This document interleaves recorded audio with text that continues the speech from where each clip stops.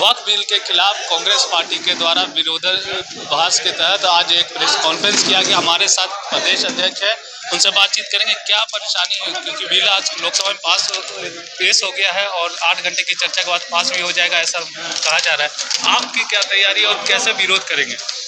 सबसे पहले दुर्भाग्य इस बात का है कि हम जहां रहते हैं इस देश का नाम भारत है और हमारे यहाँ 140 करोड़ से ज्यादा लोग रहते हैं। हम लगभग 10 साल से सिर्फ विवाद में बहस करते हुए हम देखते हैं। जब हमारा आंख कान खुलता है, फेसबुक के माध्यम हो, टीवी के माध्यम हो, चैनल के माध्यम हो, सिर्फ विवाद पर हमारा देश में लोगों को उलझा कर रख दिया जाता है। मौजूदा वक्त में जो वक्फ बिल का जो अमेंडमेंट जो आया है उसका हम विरोध करते हैं और विरोध कड़ी प्रतिक्रिया के साथ करते हैं। और इस विरोध में जो प्रमुख कुछ मांगे हैं, जो पॉइंट्स हैं, उसमें सबसे पहले है कि वक्फ किया हुआ जो हमारा संपत्ति होगा वो किसी भी जो हमारे मुसलमान हैं वो अपने अल्लाह के नाम से वक्फ किया हुआ संपत्ति होता है। इसमें मुसलमान छोड़कर किसी भी रिलीजन का आदमी इसमें कमेटी में इन्वॉल्व हो, इसका हम बर्दाश्त नहीं करेंगे, इसका हम विरोध करते हैं। सड़क पे भी आंदोलन देखने को मिलेगा। निश्चित तौर पर यह आंदोलन लगातार हम अपनी संवैधानिक तरीके में रहकर यह आंदोलन लगातार मेरा चलता रहेगा। भले ही भारतीय जनता पार्टी आंकड़े के बल पर वो कहीं भी बिल पास कर ले, लेकिन ये हमारा मौलिक अधिकार है। ये आंदोलन मेरा लगातार जारी रहेगा। समस्या कहाँ दिखता है आप लोग? समस्या हमारा ये दिखता है कि पूरे भारत सरकार है, बनिया की सरकार है।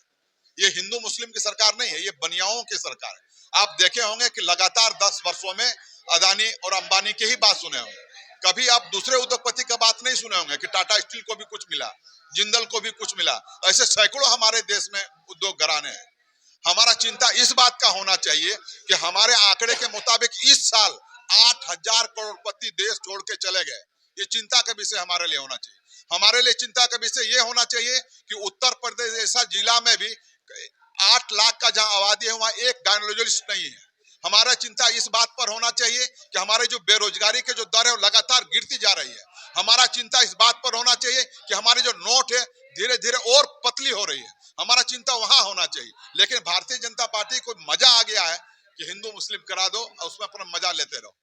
क्योंकि हमें लगता है कि आने वाला समय में अब हिंदू मुस्लिम सब मिल करके समझ रहे हैं और ये मुद्दा पर अब इनको आना पड़ेगा और इस वक्त बिल को हम लोग विरोध करते हैं। इस बार केंद्र में बैसाखी की सरकार है, सब कोई जानते हैं कि बिहार से नीतीश कुमार का समर्थन है, उधर चंद्रबाबू नायडू का समर्थन है।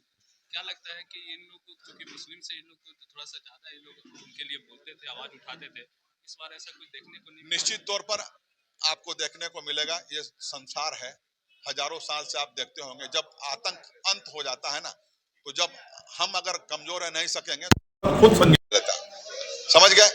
और जिस तरह का मौजूदा समय में आप देख रहे होंगे कि ईद की नमाज रोड में नहीं पढ़ने देंगे तो छत में नहीं पढ़ने देंगे। हमें तो चाहिए कि आपके माध्यम से जो भी हमारे सनातनी सुन रहे हैं, जो हमारे भारत के नागरिक सुन रहे हैं, चाहे वो वकील हो, चाहे वो टीचर हो, चाहे उद्योगपति हो, चाहे वो शिक्षाविद हो, तो चाहिए कि ऐसे भाषा का विरोध करना चाहिए। और नहीं तो जब दुनिया आने वाला समय याद करेगा कि जो दुनिया अंतरिक्ष में जाकर खोज कर रही है, उस समय हमारे देश के लोग कब्र में जाके हम लोग खोज कर रहे हैं। हमें मुद्दा से भटकना नहीं चाहिए। हमें विश्व गुरु बनने के लिए हिंदू मुस्लिम सिख ईसाई आपस में मिल करके देश के लिए सोचना चाहिए।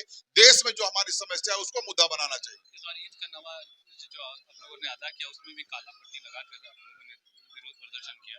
क्या लगता है केंद्र सरकार सुनना नहीं चाहती है या सिर्फ जानबूझ के आप लोग को अनदेखा कर रही है? केंद्र सरकार सिर्फ मजा लेना चाहती है। वो चाहती है कि 80 और 20 का जो है ना लड़ा दो, बीच में जैसे ही देश हमारा शांत हो जाएगा तो फिर कोई ना कोई मुद्दा लेकर के आएंगे। आज आप देख रहे होंगे औरंगजेब इस सब का मुद्दा चल रहा है, फिर देख लीजिएगा 2-4 महीना बाद फिर कोई नया मुद्दा ले आएगा। जब हम शांत होंगे, हमने भी चूंकि एक प्रदेश के चेयरमैन होने के नाते पूरे देश घूमने का मौका मिलता है। पूरे देश में हर जिला में हर कस्बा में कहीं कोई हिंदू मुस्लिम का नफरत का बात नहीं है।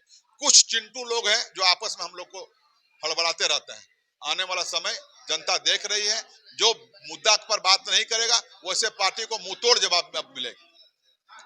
तो ये थे कांग्रेस के अल्पसंख्यक मोर्चा के प्रदेश अध्यक्ष मंजूर, जो बता रहे थे कि किस तरह से मुद्दा को लाकर मोदी सरकार मुस्लिम कराना चाहती है। और चूंकि वक्फ बिल में हिंदुओं का कुछ योगदान नहीं है, भले हिंदुओं के राजा जो है सो संपत्ति वक्फ में दिए हैं, लेकिन वो इसमें कभी भी डोमिनेटिंग जगह पर नहीं रहे। और अब जिस तरह से संशोधन बिल लाया जा रहा है, कहीं ना कहीं इसका पूरा देश में विरोध होगा और कहीं ना कहीं इसका सड़क से लेकर सदन तक जरूर हंगामा होगा। सहयोगी रिजवान के साथ मैं संजीत झा, कोयलांचल संवाद, रांची।